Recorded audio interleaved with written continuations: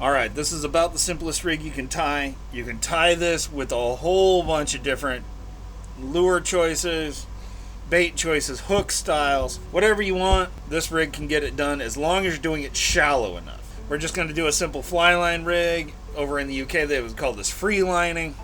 It's basically just a hook and a line. It doesn't get any simpler, people. Here we're using a circle hook, like we're going to hook some sort of fin bait in the back, or like a chunk bait that we can hook through the upper portion. It's a great choice for stuff like that. Works great for fly lining plastics. If you're putting a Senko, or if you wanted to put that out just with no weight. Okay, we're tying a basic Palomar knot here. Again, you can use a uni if you like it, or clinch, or whatever series of knots you want. Gonna tighten this bad boy up.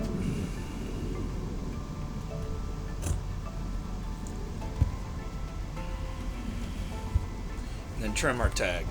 Key with the Palomar is make sure everything remains flat. That's the key. And there we have just a basic fly line rig. It's what I use more often than most of my rigs. Only competed for me with the spider hitch. You can do it with the treble hook, you can do it with the J hook, you can do it with the plastic that's been texposed on the hook like that.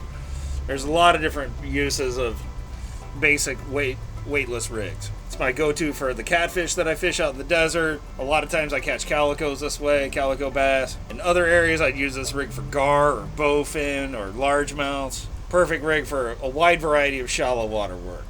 Just a simple line and a hook. Doesn't get any simpler. Hey, John here again. I hope you found that helpful. If you did, crush that like button, subscribe for more fishing videos, and check out these two videos, which I think you would also enjoy.